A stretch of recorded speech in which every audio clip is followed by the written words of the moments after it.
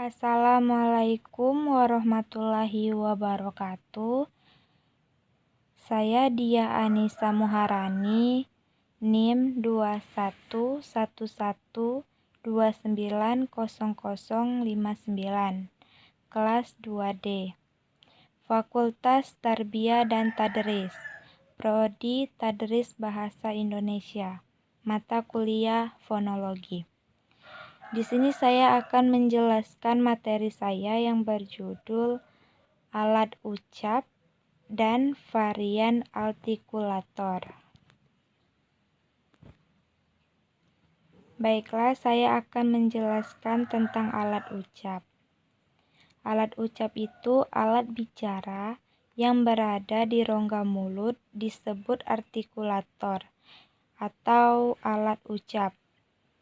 Artikulator dapat dikelompokkan menjadi dua, yaitu artikulator aktif dan artikulator pasif. Artikulator aktif adalah alat ucap yang secara aktif bergerak membentuk hambatan aliran udara. Alat ucap adalah organ pada tubuh manusia yang berfungsi dalam pengucapan bunyi bahasa.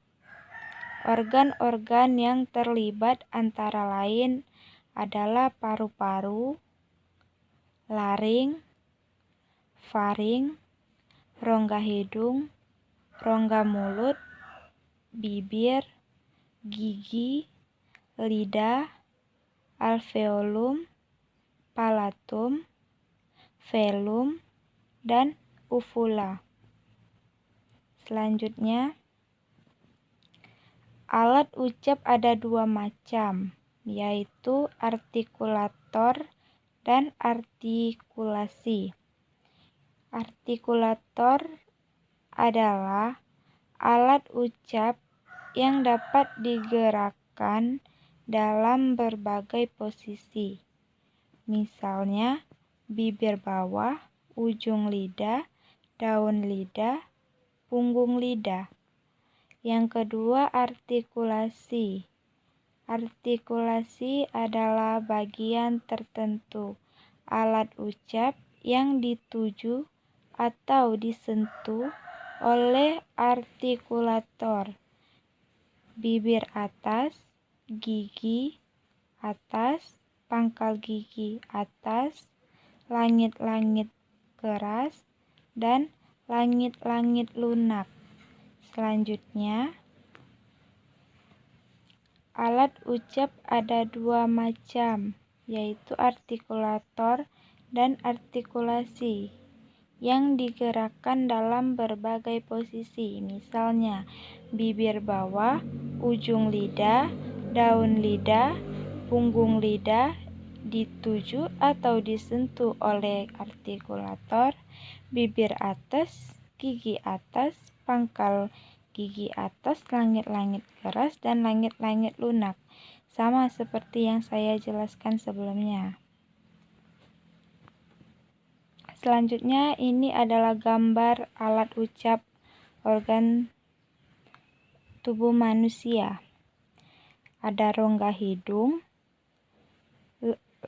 langit keras atau langit-langit keras, depan lidah, gigi atas, bibir atas, ujung lidah, bibir bawah, gigi bawah, dagu atau rahang, gusi, tengah lidah, rongga mulut, langit-langit lembut, anak tekak, belalang lidah, rongga tekak, akar lidah, epiglotis, pita suara. Yang terakhir ada tenggorokan. Selanjutnya, jenis-jenis artikulator. Artikulator sendiri dibagi menjadi dua jenis. Antara lain adalah artikulator pasif, dan artikulator aktif. Penjelasannya adalah artikulator aktif itu yaitu alat ucap yang bisa bergerak dan dipergunakan untuk menghasilkan bunyi bahasa. Contohnya adalah lidah dan bibir. Yang kedua, ada artikulator pasif. Artikulator pasif adalah yaitu alat ucap yang tidak bisa bergerak tetapi disentuh atau didekati oleh artikulator aktif dalam menghasilkan bunyi bahasa.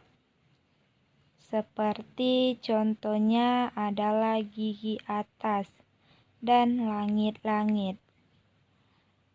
Baiklah, selanjutnya ada faktor-faktor pendukung untuk artikulasi yang baik. Jadi, artikulasi yang baik itu seperti apa? Jadi, saya jelaskan artikulasi yang baik itu ada banyak faktor yang mempengaruhi artikulasi seseorang, baik dari luar maupun dari diri sendiri. Dan di bawah adalah beberapa hal yang mempengaruhi artikulasi. Di antaranya adalah ada 1, posisi mulut. Posisi dan bentuk mulut yang tepat dan tidak dipaksakan adalah salah satu faktor yang membuat artikulasi menjadi baik. Sebab udara akan dengan leluasa masuk dan keluar dari rongga mulut yang mempengaruhi artikulasi kita dalam menghasilkan vokal yang baik. Selanjutnya, yang kedua ada posisi badan.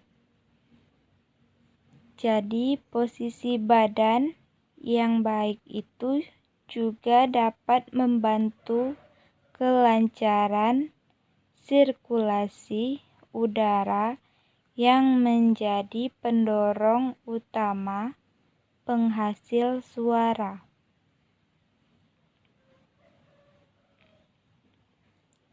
Adapun contohnya seperti contohnya posisi badan yang baik adalah ketika posisi kepala yang tegak, tulang belakang dalam posisi lurus,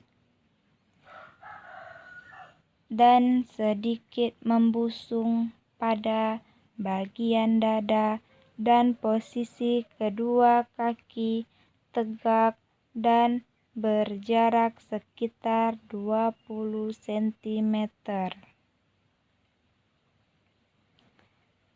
Baiklah, materi selanjutnya yaitu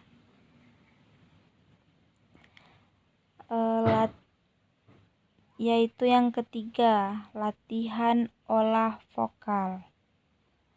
Latihan olah vokal dilakukan untuk menghasilkan suara yang jelas di telinga dan sekaligus untuk menyempurnakan bernyanyi agar terdengar enak dan merdu. Selanjutnya yang keempat, latihan teknik bunyi vokal. Latihan teknik bunyi vokal yaitu bunyi vokal adalah suatu bunyi yang keluar dari paru-paru saat tidak hambatan, di mana suara yang dihasilkan akan berbeda sesuai dengan tinggi rendah lidah, maju mundurnya lidah, dan posisi bibir. Dan yang kelima ada latihan teknik pembentukan bunyi konsonan.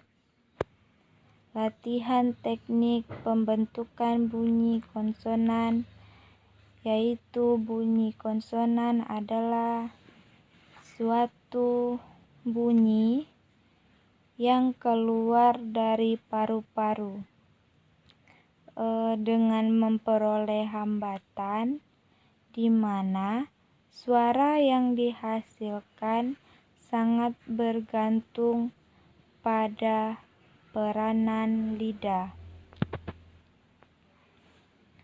Baiklah, materi selanjutnya itu ada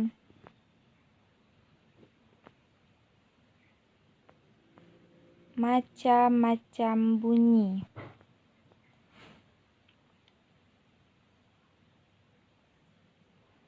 Macam-macam bunyi antara lain 1. Resonansi. Apa sih resonansi itu? Jadi saya akan menjelaskan pengertian resonansi.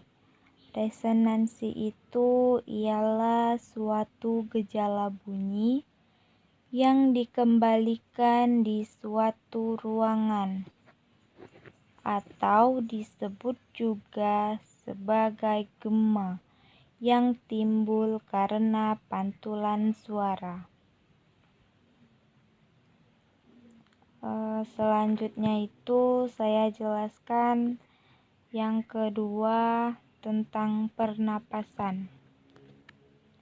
Apa pengertian pernapasan? Jadi pernapasan itu pernapasan ialah proses masuk dan keluarnya udara dari paru-paru. Dan penggunaan udara untuk bernyanyi jauh lebih tinggi daripada untuk bernapas. Selanjutnya, pengertian yang ketiga. Yang ketiga itu pembawaan. Apa pembawaan itu? Seperti apa dan bagaimana? Jadi pengertian pembawaan itu adalah salah satu keberhasilan seseorang penyanyi dalam membawakan suatu lagu. Ialah ketepatan dalam melakukan interpretasi terhadap suatu karya musik ataupun suatu karya lagu.